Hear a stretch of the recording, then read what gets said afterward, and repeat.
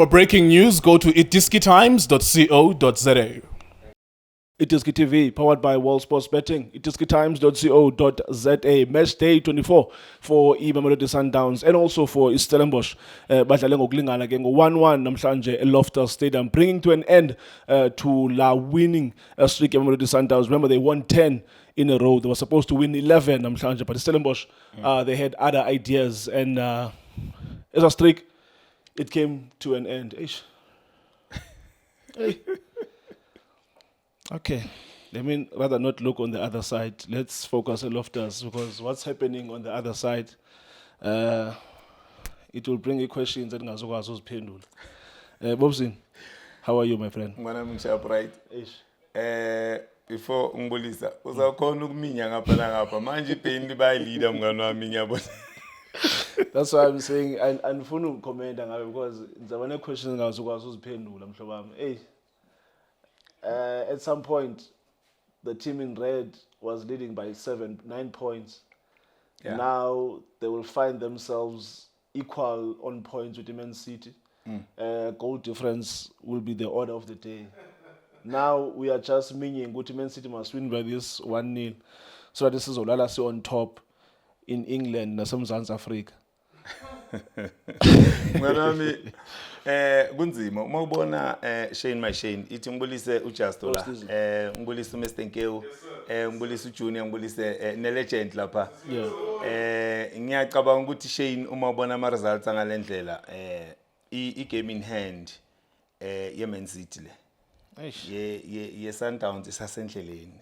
So kumele uminye kule Sundowns ezayo hayi kule namhlanje, but Shane ngona ngaphandle go-waste isikhathi mwana ithi singene kule game ithi ngibongise iStellenbosch uGavinant. Ngiyacabanga ukuza eLoftus la khona iSundowns ichamuka kuma winner u10 in a row, then ubuye uzothola idraw eLoftus.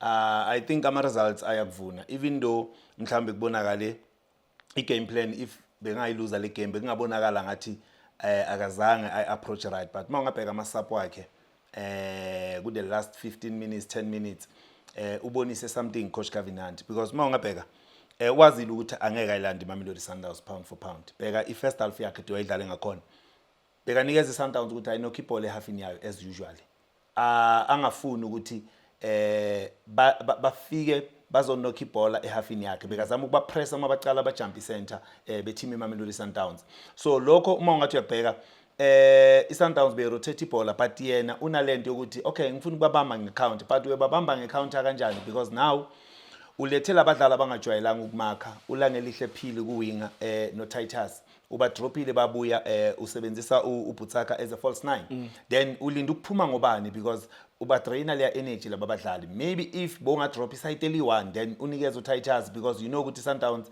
izoba ne 2 rest defense undamani nokekani. Maybe ngespeed angazama ukuthi ababhithe. We saw Titus athola chance la umuntu ibenza mistake khona, bengicabanga ukuthi chance lebe kumele ukuthi uTitus ayisebenzisile, but unfortunately uRonza wayesave leya bhola. So ngicabanga ukuthi Shane uGavinant akazange adlale Shane. Uma ungabona i-midfield yaGavinant abo Palace badonsa kanzima ngale ndlela la khona udonsa bomthiyane ngama-sub, kusho kona ukuthi bese angasasenayo i-game plan, because uyabona ukuthi badominate. I-mistake bebayenza ukudefenda more inside the box. Bheka le goal iSundowns elikorile, ubonile ukuthi Shane the more niba baningi eboxini kunala khona omunye angeke ayi all out, acabanga ukuthi omunye uzoclear iball or omunye uzolimarka. So give credit kuBontshabeleng the way ngimbone enza ngakhona, because uzamile ukuthi abuye azodlala lawo ma short passes kuma pockets ano Sales no Aubrey Modiba.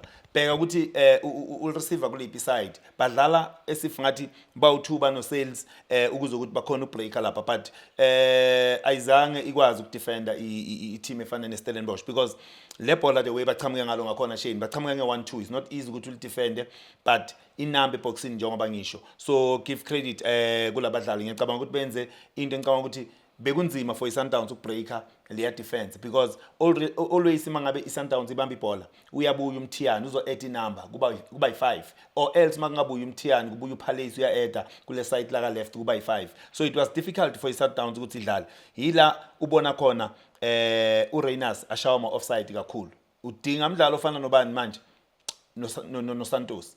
I think uSantos uyamdinga because kunala ngibona ngathi bathatha isikhathi ukusebenzisa uReynolds until abe offside and kubonakala ngathi akaziboni naye ukuthi offside because baya delay abakwazi ukudlala lawo ma long ball behind the defense but ngicabanga ukuthi if bona umdlalo ofana noNuno beyangakunikeza lokho because bekazomnaka uReynolds mayenza lawo marun so iSundowns Shane idlale kahle kakhulu I don't wanna like Shane badlale ngendlela ngicabanga ukuthi bekumele badlale ngayo unfortunately mangathi uyabheka icreativity bengekho ngalendlela Shane icreativity kuSundowns bemanda bavela nje the way bavela ngakhona but icreativity yabo uma iba less kunzima ukuthi bangathola le second goal but ngiyacabanga ukuthi if bebayitholile le second goal especially ngalela bhola la kaMatthews if bebayitholile le second goal bekungaba lula for bona ukumanage le game then ubheke na the way eze ngakhona ucoach Miguel Cardoso ngama sub wakhe he was trying ukuthi ufuna ukuyimanage le game ukuthi no man it is keep a ball position see manage then start with 3 points isiphume unfortunately azange kwenzeke I was coming to the point wobuzoniyenza ebegqibeleni ukuthi ingaba mhlambi sikusa stage now for Sundowns I know sasivale season for iSundowns ndifuna ngabo especially because they've played about even balakahle 42 games if ngiqala from M28 preliminary round that first round CAF Champions League group stages quarter final semi final I think even umdlalo wabo 42 lo if I'm not mistaken I stand to be corrected you think mhlawumbe obuzid Sundowns is at a stage now where bathi performance wise we don't care if we get that goal manage the game then we are done typical example kumdlalo namhlanje because you might say this was not the best Sundowns performance but if bebe winile obviously we say okay we don't need to play fancy at this stage of the season you think now we are at the stage where Sundowns they don't performance don't matter the only thing that matters is result you need to grind ama results uma ungabheka kulesimo abakuso Shane basabhekane nemthwalo weCAF Champions League final so kulama game afana nawo nalawa ngiyacabanga ukuthi angeke usadinga ukuthi Sundowns mhlambe kumele idlale kanjani ifana nama team afana nabo Orlando Pirates so udinga kuphela ukugrind ama results because ileague seyophela manje into ebalekile 3 points manje so ngicabanga ukuthi i-team efana neSundowns Shane lokho kubaleka kakhulu ukuthi if bathola leyo chance yokuthi banga grind ama results abawa grind but today I think they tried ukuthi bafuna ukwa grind unfortunately uNdamane awuzoba right boy uma ngathi uyabheka the way lela bhola ngakhona bengicela ukuthi ufuna ukuclear unfortunately wal missed lela bhola walenda phezulu ke opponent and it was a penalty Shane so ngicabanga ukuthi ufunda ngawo ama mistake afana nalawa ukuthi sometimes mangabe mhlawumbe ungekho sure uyaliyeka but uma uliyeka liyothola opponent behind you so ngicabanga ukuthi Shane lento ishoyo mngani wami into ebaleka kakhulu ukuthi isikhathi sokugrind ama results manje kunokuthi uthi ufuna ukudlala kahle or mhlambe ufuna ukudlala the way ujwayele ukudlala ngakhona so but for me ngiyasinikeza Stellenbosch coach Gavin Hunt umunye umuntu angasho athi bekapaka ibus but i-game plan yakhe ekugcineni ukuletha lawo ama striker ufaka amabaso ufaka uCupido lapha phakathi